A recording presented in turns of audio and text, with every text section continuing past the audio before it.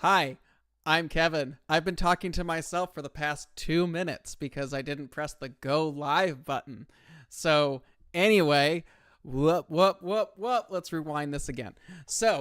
Hi, my name is Kevin. I am the host of the What's Up Webcast. We do this every Friday, 10 a.m. Pacific, right here at the Skywatcher USA YouTube channel. We cover everything that's in the nighttime sky and helpful tips and tricks. And of course, we have a special guest on at the end of every month. But if you like what you see here, please go ahead and subscribe, leave a like. I literally just said all of this stuff while I was talking to a blank screen. So that's my problem. So anyway, here we go. Today is September 5th, 2025. We're talking about September night skies for September of 2025. All these episodes are pre-recorded for these. I'm sorry. I am all thrown off because I've sat here for a few minutes talking to myself. Let me clear the air really quick. All Skywatcher What's Up Webcast episodes are live, except for a very small handful of them in case we're traveling and stuff like that at shows or holidays or whatever's going on. We'll pre-record them, but 99% of these are live, but they're all saved. So if you ever want to go back and check out a topic or maybe you weren't able to watch it live, they're all saved in our library. Over 270 episodes have aired already, so it's been quite a ride. But we're not stopping. So we're going to jump right into it today. And again, if you like what you see here, please go ahead and subscribe, leave a like on the channel. Let us know we're doing a good job. If you do have ideas for future episodes, email us at info@skywatchusa.com. Title it What's Up. If you have tech support questions, please email support@skywatchusa.com. So there you go. If you want to support the channel even more, as usual, you can head over to skywatchusa.com. We've actually got mounts on sale this month for September. You can head over there and pick up all kinds of mounts. They're all available and on sale. You can pick these up off of our website. Anything that says add to cart is in stock. But you can also check with your favorite dealers as well and place the order through there if you prefer. That's always a great way to support us. If you want to do a little bit less, but you still want to support us, head over to skywatch.threadless.com and pick up a shirt, fly the colors. Yeah, have a good time. So, okay, so let's go ahead and get started for What's Up in the Nighttime of September. I will let everyone know, and many of you actually watching are probably aware, September is a transitional month. We're moving from summer to fall with the autumnal equinox that is happening around the 20th, 21st of the month. So we will be moving into autumn, at least here in the northern hemisphere. And our friends in the southern hemisphere, you're getting ready for spring. So yay. But yeah, here in the northern hemisphere, where a good chunk of you are actually watching from, we're getting ready for fall.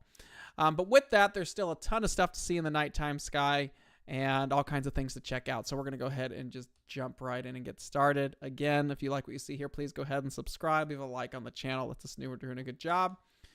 You can always head over to our website, skywatchusa.com, hit subscribe and save up at the top, and get onto our email list. It'll keep you up to date with everything that's going on here at Skywatcher, from sales to new products to monthly information, where we're going to be for shows and such. So stay part of the community. All right, let's talk about the big golf ball in the sky, the moon. So new moon, the dark weekend of the month, is September 22nd. That's coming up. So that is going to, oh man, I knew there was some stuff going on in here. Hold on just a second. Let me get a calendar really quick. A lot going on this week. Okay. So, we're going to skip this real quick because I didn't update the dates. It's not the 23rd and the 24th. Your dark sky weekend is actually going to be the 20th and the 21st. So that'll be your dark sky weekend. It's actually a really good time to get out and observe. I'm going to move past this really quick because the dates are wrong. But the new moon weekend is when you get a bunch of your buddies together and you head out to some really dark skies. And September, particularly because it's later in September, but September is going to be a transitional month. You still have the Milky Way to see. It's really well positioned right now, especially right after sunset. But you're going to get some of those southern constellations are going to start to set. But now is a really good time to get out to those dark skies in September. And then if you wait a little bit later, you're going to start getting a lot of those fall objects starting to come up. And then if you go really late into the early morning hours, I was up this morning before dawn getting kids ready to go and get on my day. Orion and a lot of the winter constellations are coming, so as well as some planets. So, but full moon is September 8th, which is next week. There is a total solar eclipse, a lunar eclipse visible, and you might even see a bunch of advertisements for it. I believe it's happening on the 7th. But some of the stuff with the full moon, some websites say the 8th, but technically, depending on your time, it technically is the 7th. And if you do some searching around, you might see that some websites actually conflict with each other. But for this particular one, September 7th is the actual time of the full moon, and that's the corn moon. At least that is what it said here in North America. But full moons have all kinds of names, usually over half a dozen names, depending on the region that that name originated from and the folklore that goes along with it. It's a lot of fun to learn some of them. But generally for the corn moon is the September moon, and that's time to harvest corn. Usually that takes place up in the northeastern part of the United States is where this naming convention comes from. But if you go to different cultures and different regions, the moons will have different names. Now, September is commonly mixed up with the harvest moon.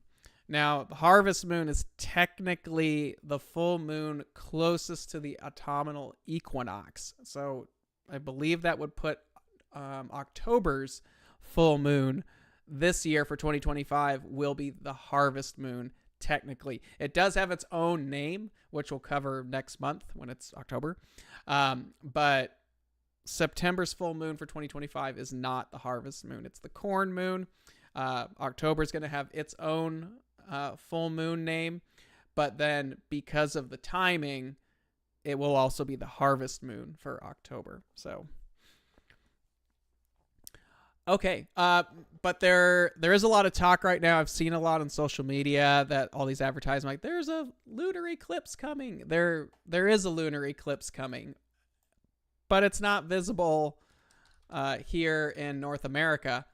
It's visible elsewhere. And what I really find to be obnoxious about some of these things is they really don't do a good job stating where it's visible.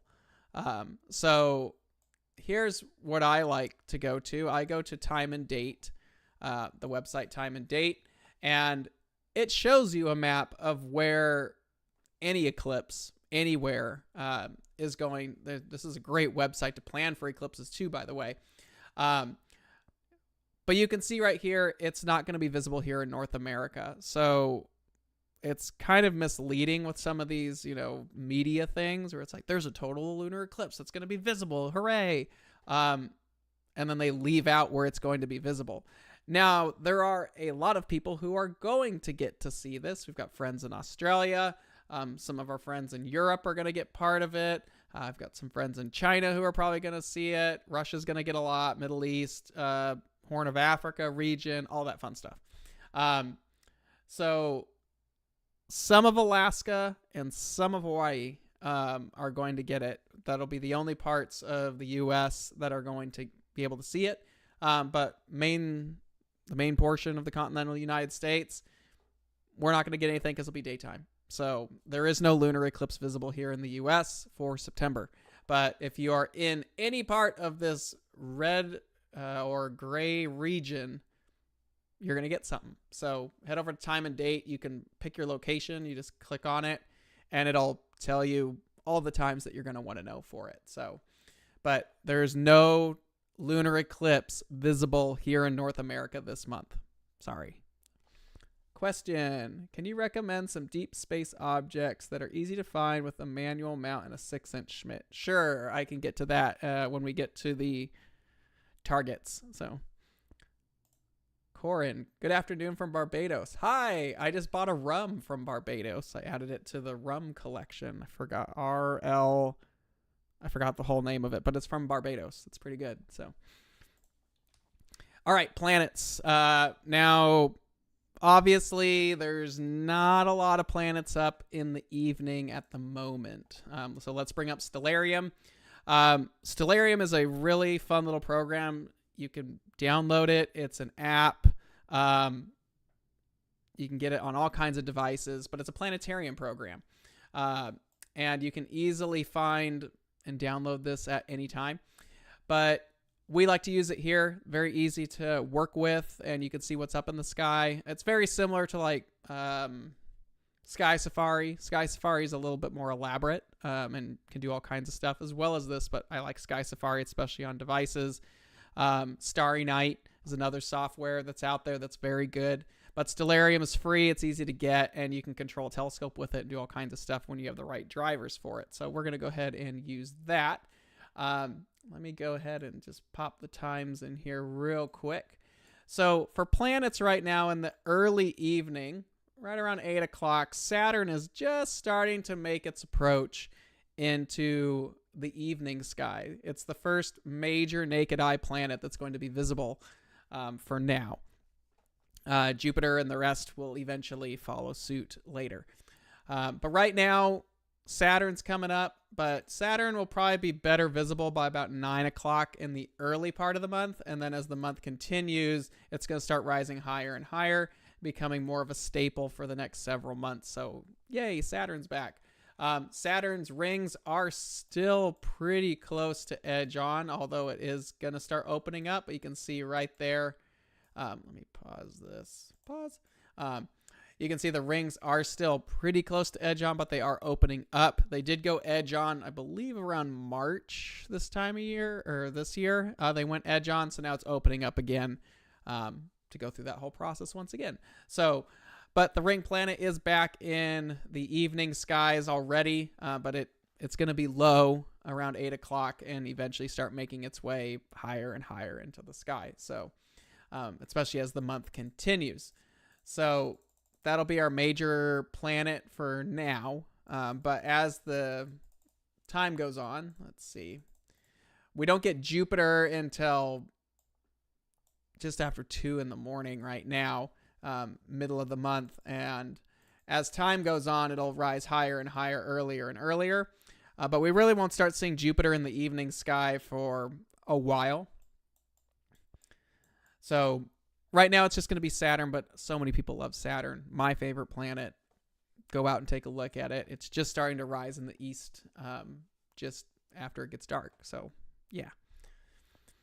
All right, moving forward, let's talk about the sun. So the sun, very dynamic object. This is something, obviously, anybody with the right filters can go out and observe. The sun's a very nice object to observe too because it's so dynamic and there's so many different things that are going on with it, as well as different filters to observe different phenomenon. We have episodes that actually cover the different types of solar filters like white light, hydrogen alpha, calcium, so on and so forth. Then we also have an episode of the sun talking about the different phenomenon you can actually see and what's going on with it.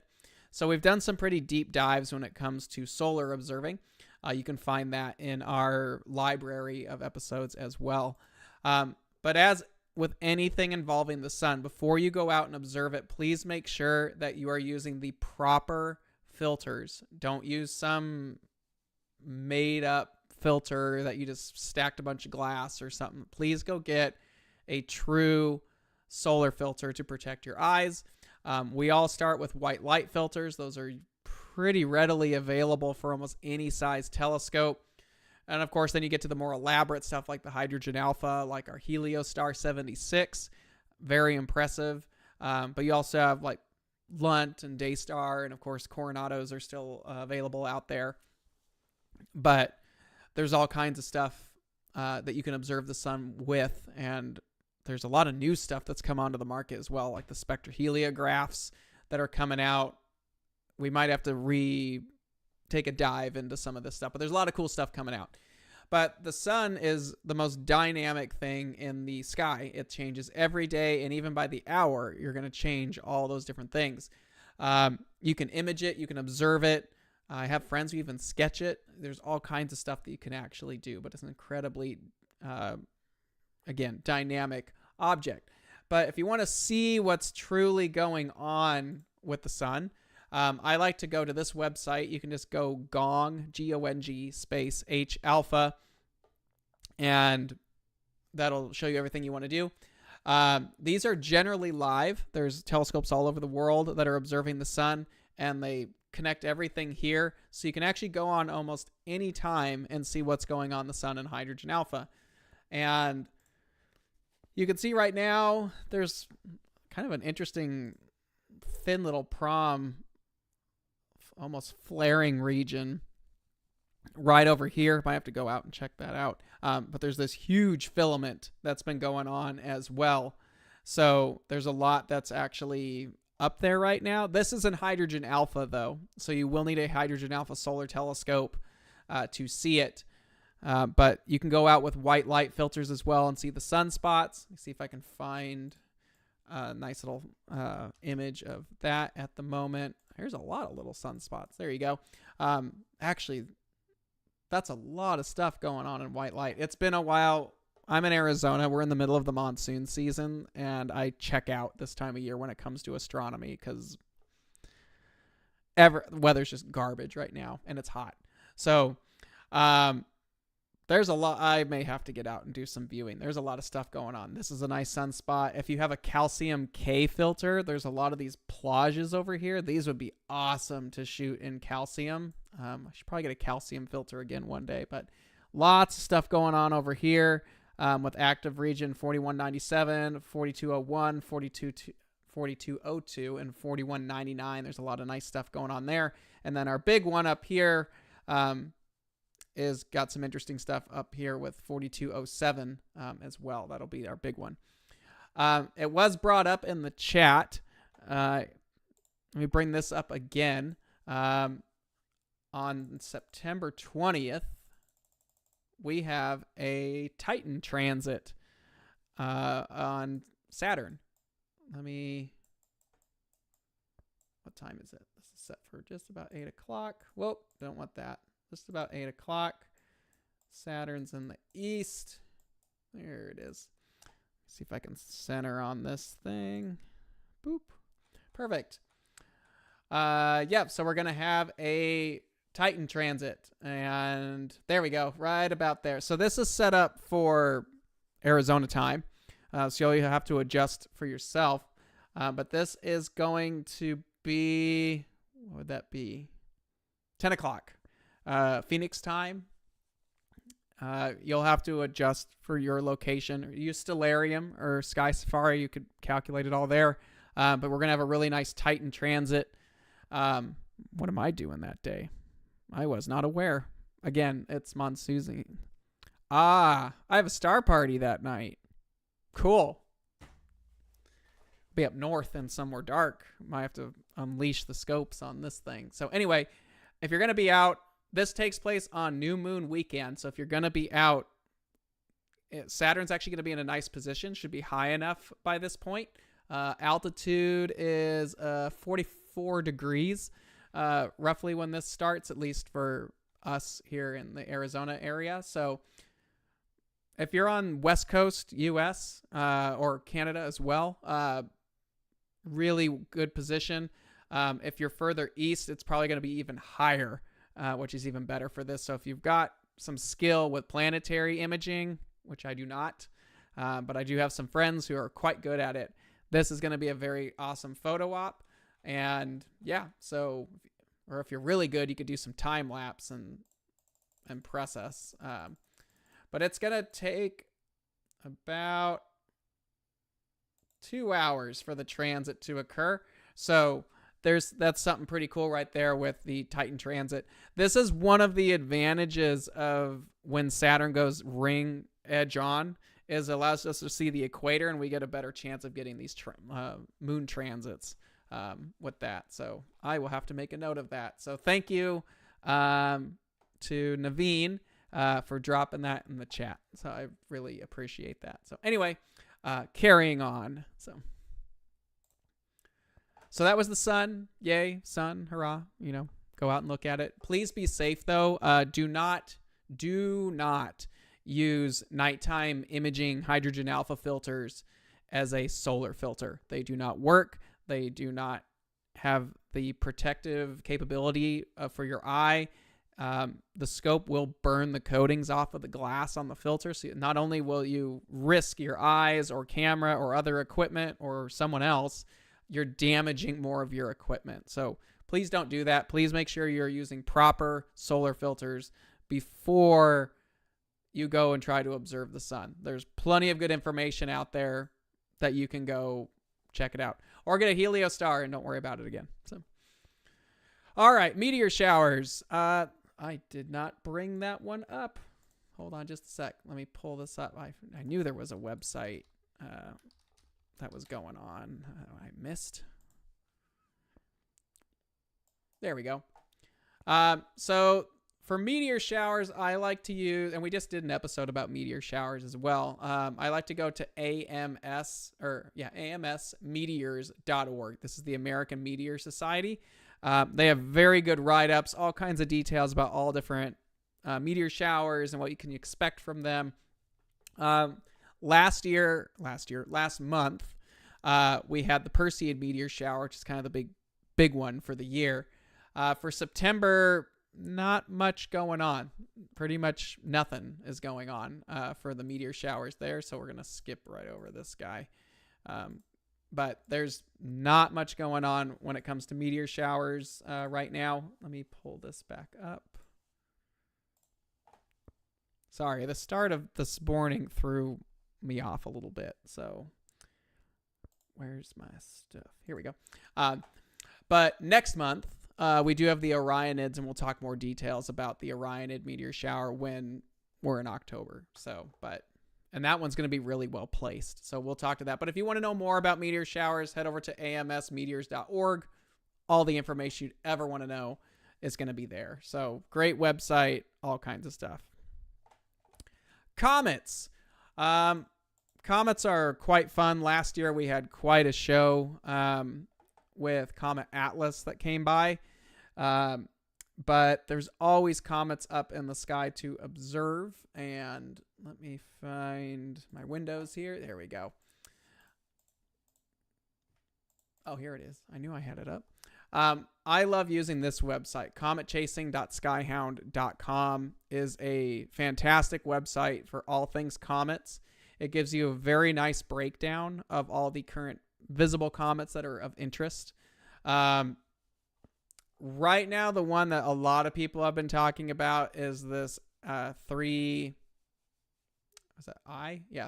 Atlas, the new interstellar comet discovery. This thing is really, really faint. It's interesting because it's interstellar. It's not from the solar system, but it is way the heck out there. And it's currently shining at 16.5 magnitude. So very faint currently. That is like at the edge of my 28 and even the largest reflecting telescopes that you'd probably get at like a star party. This is really more of an imaging target, which most telescopes with a good camera can reach 16.5 without a tremendous amount of effort, especially if you're using a larger, maybe faster instrument. Probably catching a little shot of this guy wouldn't be tremendously difficult. But it is going to come by at the end of October 29th is when it's saying it's going to do the close approach at 1.4 AU. It doesn't look like it's going to be this big show, but it should brighten up a little bit.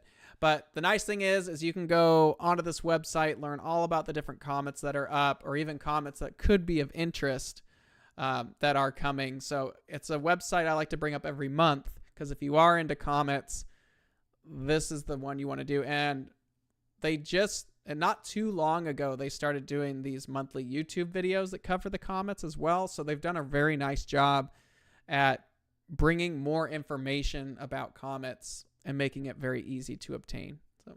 So go over there if you want to learn more about comets. Great website. Question from our buddy Will, Deep Sky Dude. Hi, Will. Anyone heading out to Okie-Tex this month? We're not. Skywatcher is pretty much done for the year.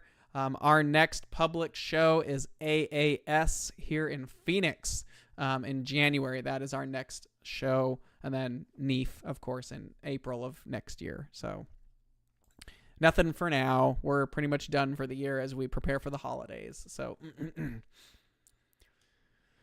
Deep Sky. Now, there's all kinds of targets up right now. Like I said earlier, I'm actually going to bring up Stellarium again. There's all kinds of things to look at. Let me go back to, what's today, the 5th? And we have a big bright moon right now as well. So, and this is, let's go back to mid-evening, like 9 o'clock. So, there's all kinds of objects that are visible right now. We are starting to lose Scorpio. That's starting to go down. Scorpius, whatever you want to say. Core of the Milky Way is going to be naked eye visible from the darkest skies right after sunset.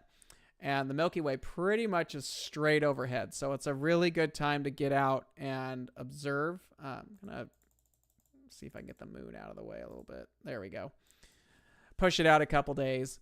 So you can see right now we're in a really good position for the Milky Way right now, but there's all kinds of things to actually look at in the sky because we still have the summer objects up as well as many of the other ones that are rising. A lot of the autumn targets are starting to come up as well.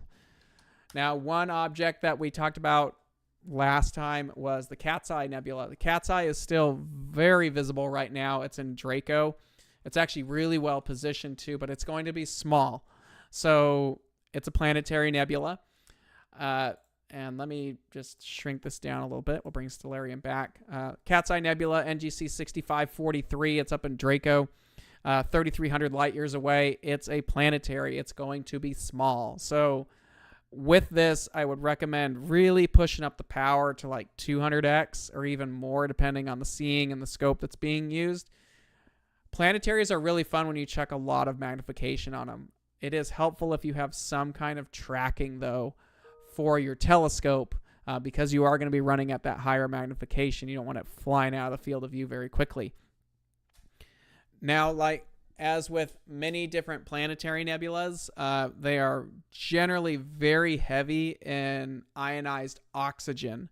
So an O3 filter would be a big recommendation if you are doing this.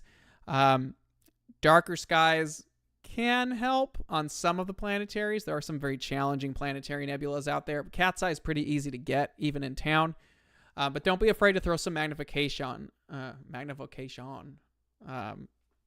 Getting my Cajun accent out, apparently. Throw some power on it. Don't be afraid to throw an O3 or even a UHC filter. If you don't have an O3, a UHC is a good follow-up. And some of the larger telescopes, particularly in dark sky sites, sometimes you can actually pick out the brighter part of the outer halo.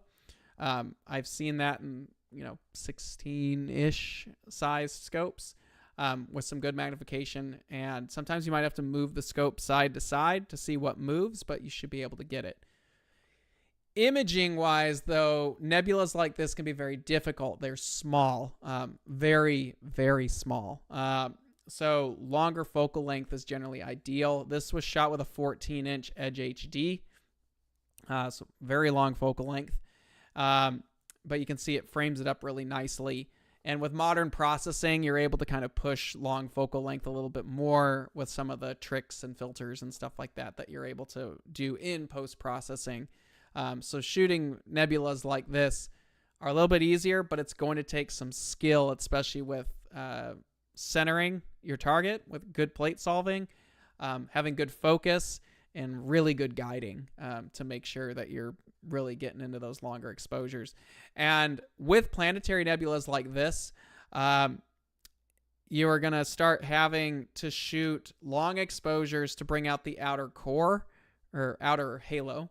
And then you're going to have to use shorter exposures to actually shoot the nebula itself. Because when you shoot the nebula, it's going to be brighter than the outer halo is. So the exposures aren't going to have to be as deep. But because you're using shorter exposures to bring out the core, you're not getting the halo. And then we have to do the inverse to get the halo. So your core is going to be all blown out, but you're going to be bringing out the outer halo. And many planetary nebulas, like the Ring Nebula, has this as well, as well as many others, are going to have this as well. So you're going to have a challenge with this, mostly in the post-processing portion of it, to get a really nice image. You're going to have to be very careful blending things together to make it look natural and not like you had to do 2 different exposures to make it all happen. But that happens. A personal favorite of mine that's up this time of year is Abell 39. I'm a big fan of the Abell planetaries because they're very faint. They tend to be a big challenge to get, and they're off the beaten path. Now, visually, Abell planetaries can be rather tricky. Imaging-wise, with modern equipment and narrowband filters and all that fun stuff, they're not that hard to do. But they can take a little bit of perseverance and timing to do that. So Abell 39 up in Hercules, it's quite faint. You really are probably going to want at least a 15 to 16 inch telescope. And even then it's going to be a challenge. The best views I've had are through a 20 inch. I've tried with my big 28 and I've seen it. But the night that we had the 20 on it, everything came together. This one is a lot larger than many people think, especially when you're doing observing with it. So you don't need to push those really high magnifications. I would recommend doing low power observations. You want as much contrast here as possible.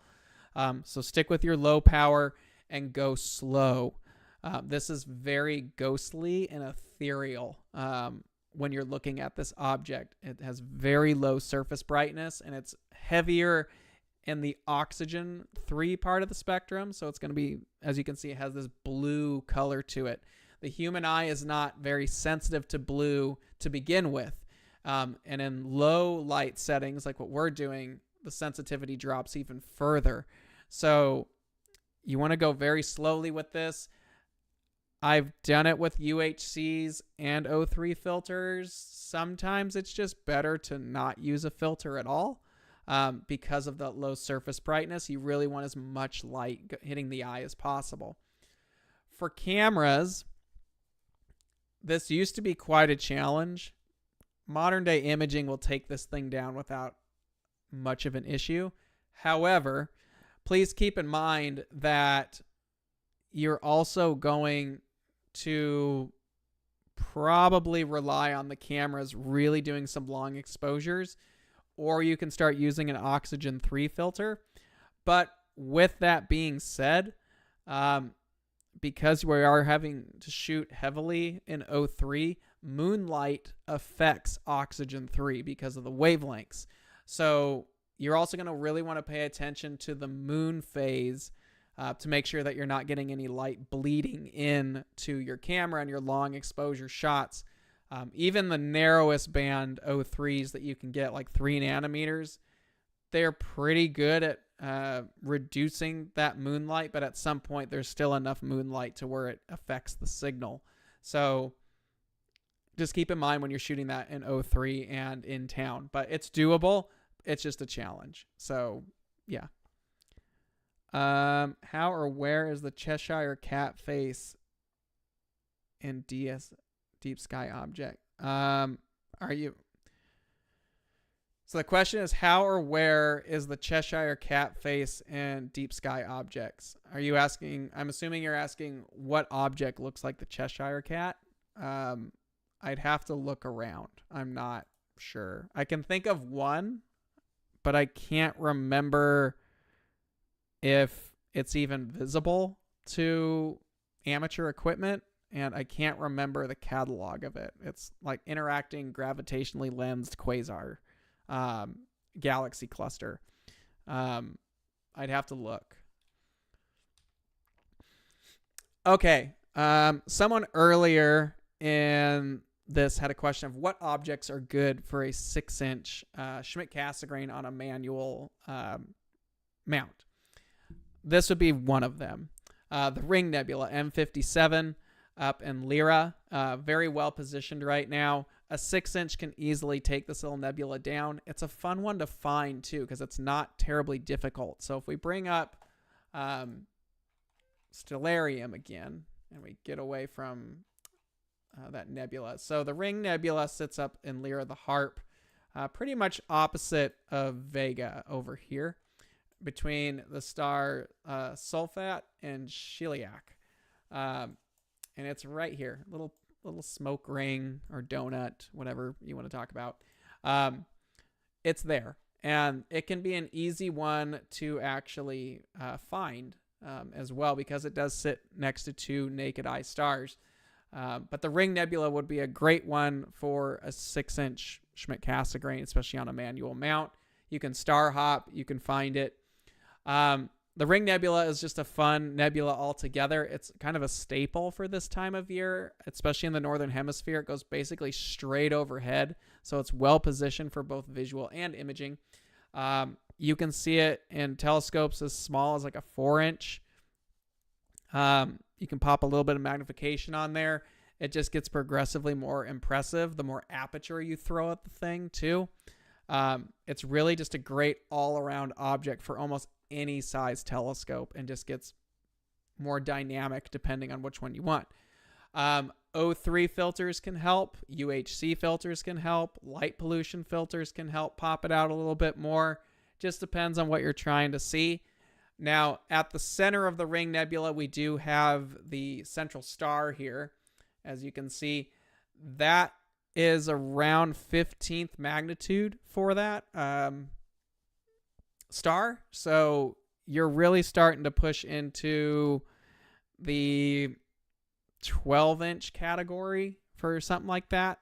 So you may have to really, really push to get that. I haven't successfully done it. Or I'm sorry, I didn't successfully do it until I got my 16-inch Dob years ago. But yeah, the Ring Nebula's central star is the challenge of this. Now, it also has the outer halo. The outer halo I have never seen in person. Even with night vision, I haven't been able to pull that one off. That's probably primarily going to be an imaging target. And because of the red, you're going to have to shoot longer with red, or better yet, use a hydrogen alpha imaging filter to bring that out. But again, much like what we were talking about with the Cat's Eye Nebula, you're going to have to process this very carefully.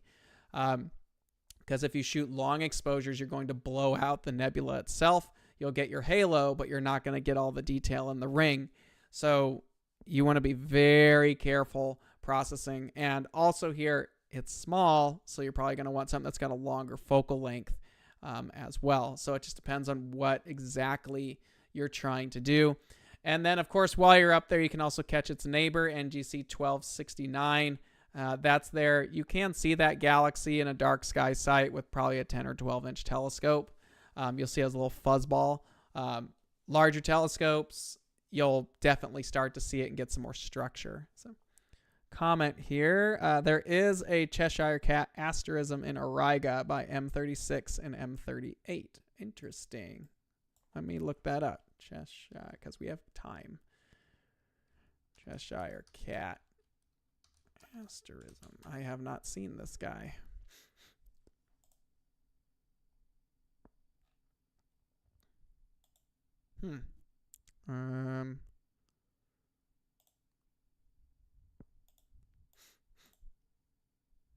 Oh, okay. Interesting. I was not aware of this one. Okay, so here's this quick Google search. Never been at this website before. So it's near M37 and M37, M38. So there's 37 apparently from the picture. There's 36 up there.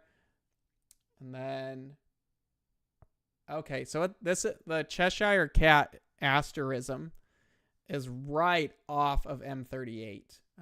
We have to wait a little bit to catch it. I needed someone to put it. But yeah, there it is. So this is M38 up at the top there. And then there's a string of stars that makes the smile. And then the 2 bright stars at the top. Learn something new every day. Had no idea that that was a thing. I mean, asterisms are everywhere, but... Well, there you go. The Cheshire Cat. I will make a note of this and have to try it. And also to let people know about this when it comes up. So thanks. That's a fun little one. So thanks to who brought this up. Scott Smith. Thanks for pointing that out. Appreciate it. That was a fun one. So boop. Okie dokie. So that's the Ring Nebula. We just learned about the Cheshire Cat. That's coming up. Just so you know. Let's see. M38 is coming, but it's more of a wintertime object. So when do we get M38 up? So M38 is going to be in Auriga. Right now, it's probably about midnight to 2 in the morning. But as the months go on, you'll be able to catch it. But yeah, you're looking right up in here. The cool thing about asterisms, which I don't really cover on this channel much, is you don't need a big telescope most of the time to see them. And there's people out there that love observing asterisms. If you don't know what an asterism is, I like to think of them as like mini constellations. They are targets, but normally they're just a collection of stars. They're not really a cluster or anything that has associate with itself. It's just a picture in the stars that's a lot smaller, and you generally need a telescope for it. But the Big Dipper is technically an asterism. The constellation is Ursa Major. So asterisms can also be quite big as well. But there's also a lot of little guys like this one. Another one that would be good for your 6-inch Schmidt-Cassegrain from earlier, and is pretty much the cluster to see here in the Northern Hemisphere, is M13, the Hercules cluster, about 22,000 light years away. You can catch this in almost any telescope, even binoculars. In the dark skies, you can actually see it naked eyes. This little diffuse fuzzball up in Hercules. A small telescope will resolve it as a cluster. Even like 50 millimeter binoculars, you'll see it as this little puffball. But as you get larger telescopes on it, you can start to resolve way down into the core, especially when we're talking 12-inch or larger telescopes. Now you're really starting to dig down into this thing. It's a fun one to go after. It's a great one for outreach. And it's the largest visible cluster here in the Northern Hemisphere.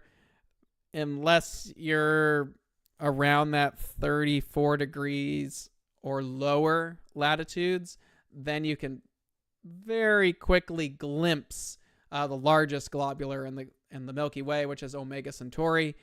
That's up right around May, early June time frame here in the Phoenix area. Excuse me, sorry. It's a bunch of dust that we've had blowing around from monsoon storms. So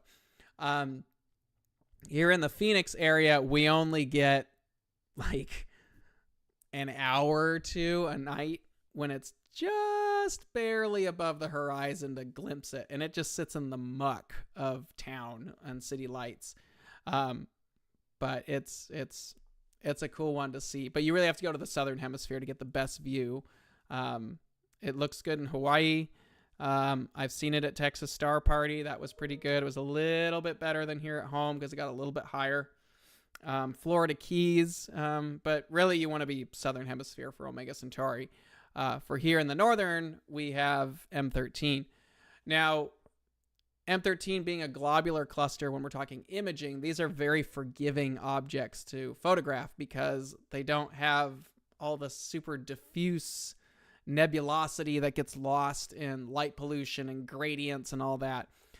Star clusters, short exposures. You don't really have to guide too long on these things. You don't have to shoot very long. They're not really affected by gradients. They're basically the perfect target for imaging from your backyard. But at times they're not the most exciting thing in the world. You know, galaxies can be very dynamic. Nebulas can have all different colors and fun details in them. Star clusters are not as much, and I do find that they are often overlooked, though. And there are small details that you can actually see in various clusters, like M13. We do have this little 3-vein object in there. It's called the propeller. You can visually see it, but it really comes out in images pretty well. But dark skies tend to help with that. Let's see. Question, has the blanket scope seen action? No, the blanket scope is sitting on a rack right now because all the testing has been done on it. But now it's back to the engineers deciding what's going to happen with that scope. There's some other projects that are taking precedent right now. I don't know if blanket scope will ever become a thing. I would like it to because it's really neat, and I don't think anyone on here, even if I let you just sit here and guess, I don't think you'd figure out what it is. It's a cool little thing. But yeah, blanket scope has been backburnered right now, unfortunately. Maybe one day it'll come to light. I have not used it in a while, though. Should probably dust it off and at least play with it. So M8 and M20, if we're talking about nebulas, these are two amazing nebulas, and they're right next door to each other. So you have M8, which is the Lagoon Nebula right here. Let me shift to the bigger picture. This is a mosaic I shot a few years ago. M8 is the Lagoon. M20 is the Trifid. Both of these are doable. The Lagoon is like the Orion Nebula of the summertime. It's big, it's bright, it's easy to see. Almost any telescope can see it. The bigger the aperture, the more details. There's all kinds of stuff in there. M20 is a lot harder to do than you would think. So there's the Trifid Nebula down here. You really want darker skies. I would say I have not seen a great view of the Trifid until I started getting up into like the 16-inch plus category for aperture to really give you enough brightness in the pink part of the nebula and the dark nebula region. In dark skies, though, a really nice refractor, something that's got really high contrast images, can be very helpful. And that's where I actually like large refractors for deep sky. Where a large refractor, and I'm talking like 5-inch or larger, more in the 6-inch or larger categories, like the Celestron C6R. That's the one that comes to mind. A lot of people don't like the C6R or the Yard Cannon, as we talk about. It's a great deep sky telescope. Very high contrast. You can see what the power of an unobstructed 6-inch optic can do. But in a dark sky site where a refractor loses in aperture, it gains in contrast. And there are details that you can bring out. And one of the best views I have actually seen of the Trifid was through a 7-inch refractor this year up at Grand Canyon. And because of that large aperture lens, no obstruction, really high contrast, we're actually able to see the reflection nebula, this blue region around it as well. It's just very well defined. I've seen it in large Dobbs as well, but the refractors just have a way of it's just crisp and really nice. So these are two objects that are visible right now. It might be getting a little low depending on your latitude, especially if you're some of our friends up in like Canada. You don't get the constellations just don't rise high enough for Sagittarius up in that part of the sky. But give it a go. Filters for visual, you're talking O3, UHC filters. For imaging, go wild. These two work well with any of them. You have the Swan Nebula. This is a great one to go with. Constellation of Sagittarius. Very receptive to O3, UHC, super impressive with night vision if you have a chance. Imaging wise, again, just go for it. And then to wrap up our targets, Milky Way season is still here. Milky Way is right overhead. So if you're looking to get out and do some cool nightscape stuff, get a tracker, take out your wide angle lenses, go give it a go, see what you can find with it. But the Milky Way is doing some really cool stuff in there as well. So lastly, to wrap all this stuff up, if you have any questions, now would be the time to throw them in there. Target of the month last month was Sharpless 82 or SH2-82. That's a Sharpless catalog object. So I'm looking forward to seeing what you guys got. We'll rake all those together and get patches out. We should be caught up with everybody except for August. So we just have to do August now. So we should be all good. If you haven't received a patch, let us know. We'll take care of it. But for September, we're going tiny. This is NGC 40, one of those itty bitty little planetary nebulas. So long focal length here, or really good resolution. But yeah, NGC 40, that should be a really fun one to go after. I'm really curious to see what you guys can find on this. Actually, let's see. Got a little bit of time. NGC 40. Whee! This one's just starting to come up. So this is in Andromeda. Wait a minute. Why did it say this? NGC 40. I did not realize it does a autocorrect. I know about NGC 404. Okay, that's better. This is in Cepheus, the dirty, dusty constellation region. Little tiny sucker right there. So anyway, go for it. See what you can get. Again, very tiny little planetary. See what you can find. Not far from Cassiopeia, but I'll be really eager to see what many of you can actually capture with this thing because it is tiny.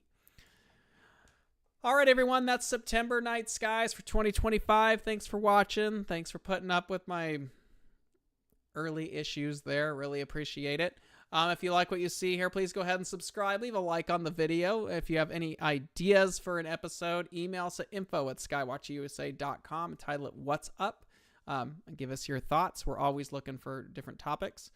Planets are coming back around. So next week, we're going to talk about planetary observing from choosing. We're probably not going to focus too much on the telescope because any telescope can actually do planets. But we're going to start talking about what filters to use, what magnification should I look for, things like that. But we'll really take a deep dive into planets next week. So hopefully you enjoyed that one. Again, for everyone, thanks for watching this week. If you like what you see here, again, please go ahead and subscribe, leave a like on a video. If you want to support us a little bit more, head over to our website, pick up a telescope. That's always helpful. And then you can always head over to I had all this stuff up, and now there we go. Our Threadless store, skywatcher.threadless.com. You can head over there, pick up some shirts, some swag, and then, of course, pick up your favorite equipment from either our website or your favorite dealer. Always great to support the dealers as well. But, yeah, that's pretty much it. So, thanks, everyone, for watching. I don't see any questions there. We're going to just go ahead and wrap up for the day. Have a safe weekend. Clear skies. We will see you guys next week for another What's Up Webcast episode. Thanks again, everyone. Take care. See ya. Bye.